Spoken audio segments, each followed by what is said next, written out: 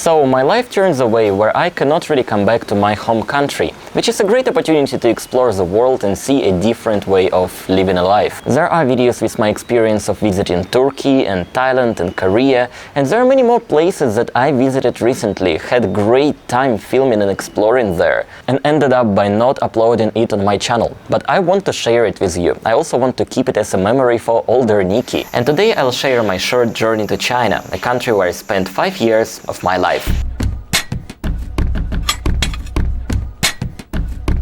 A few facts about China. It's located here, in case you didn't know, and it's bordering with many countries like Russia, Mongolia, North Korea, Kazakhstan, Kyrgyzstan, Tajikistan, Afghanistan, Pakistan, India, Nepal, Bhutan, Myanmar, Laos and Vietnam.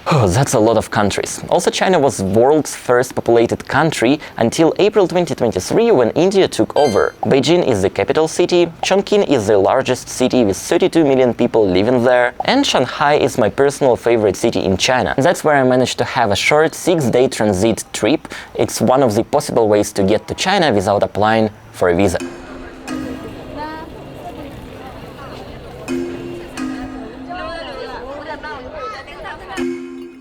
So welcome to Shanghai. I just had a nice walk along Nanjing Donglu, which is actually way too touristy, but I actually like the feeling of walking that street, because once you got there, you find yourself surrounded by old-style buildings, some of them built like 100 years ago. And then, by the end of the street, you get to this place, this embankment, just to see the most modern part of Shanghai city. Although today might be not the best day to see the views, I don't know, it's either way too cloudy or maybe way too polluted, but you barely can see anything and the sky stays like super gray. Yeah, it is the pollution. For me, that's the biggest disadvantage of living in China. Air quality is not that good here, and looking at air quality map can be quite terrifying. This pollution is the result of China's rapid development, which is my favorite part of being in China actually. It's literally like living in the future. Technologies here are super advanced and I'm deeply impressed how fast everything changes here. Let me show you one thing.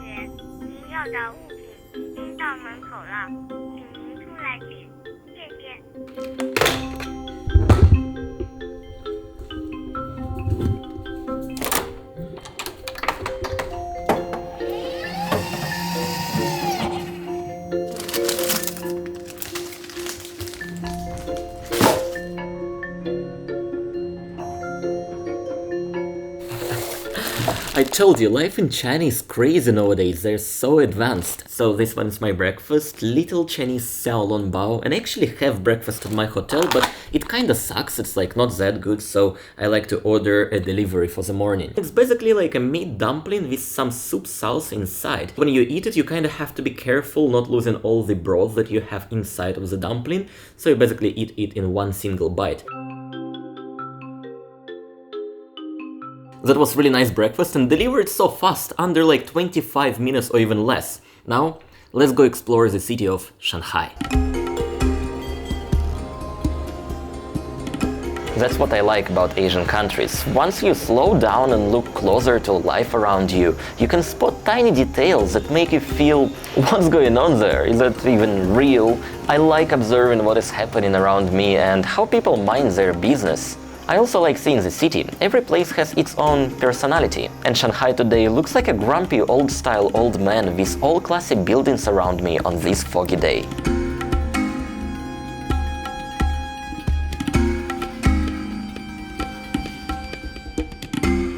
I just met some Chinese grannies, not sure if they watch my YouTube channel, but they asked to make a picture together. 对对对 Hello， 帅小伙。Oh, hi, 谢谢.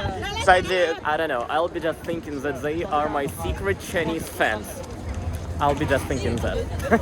Another thing that I love here is food. Local cuisine is incredibly rich, and food in the north is different from food in the south, and basically every individual province of China has something unique to offer. But today I'll show you a different side of food in China. There are also so many great international restaurants, including this restopub that serves some Russian, Ukrainian and Georgian food. The last time I had some good Russian food, that was way too long ago, and this definitely was a highlight of my trip to Shanghai.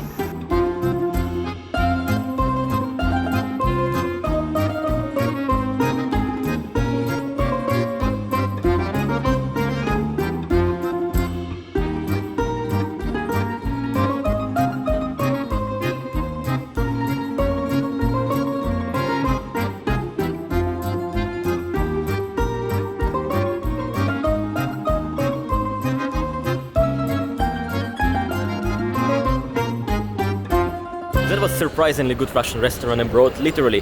The first Russian restaurant I go abroad that I actually like a lot. So definitely recommend it if you ever will be in Shanghai. Now we are heading to one of my favorite areas around Shanghai, Urumqi Road. And it's basically just the place where I like to walk around and get some coffees or to get some drinks. And the guys, they are craving for coffee. So let's go find some coffee and then gonna ask them some questions.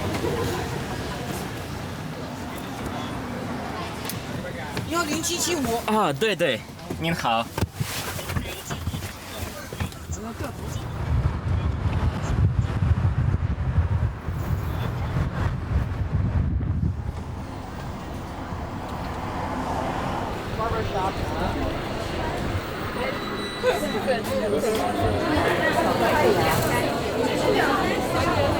I'm Eleanore, and I'm from China. China. Stanley here. Stanislav Arturovich from Russia. Hello. So I got a lot of questions from like people from the internet about what is it like living in China as a Russian. Did you notice any difference about like your life here since the day when Russia got to Ukraine? I don't see that this whole war is as important for Chinese people as it is important for anybody outside China, to be honest. I would say China and people in China are very calm about politics. They understand that it could be a very touchy-feely subject, and you can get in a lot of trouble just by outing your pretty much unaggressive, neutral opinion. Any opinion could be detrimental in this kind of way. So I would say it's probably because people don't want to step on a mine and discuss things like what we have like the saying we have in Russia: don't ever discuss religion and politics and economy, or something like that, right? Religion and politics are one of the most difficult to discuss openly. So they just don't go there. Generally, Chinese people love Russians. I think they love Russians better than, people from other countries. You wouldn't see the difference, but they would hang out with the Russian people more. It could be from like our history, from how Americans treat Chinese people, because like Russian people are always nice. They're not rude, but you can see a lot of American people, they can be rude sometimes to Chinese people. Your most favorite parts of living in China? Most favorite part? My husband. He's my favorite part for now, yeah.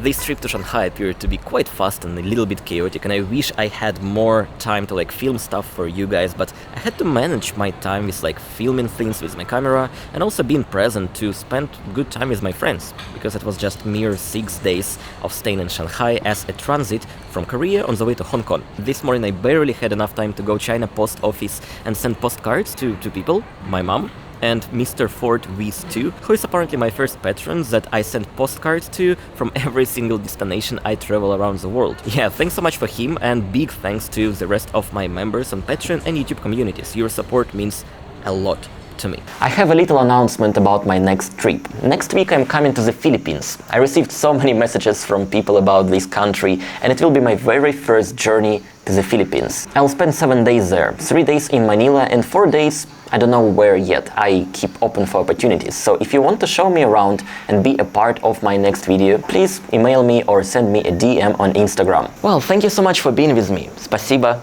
and пока.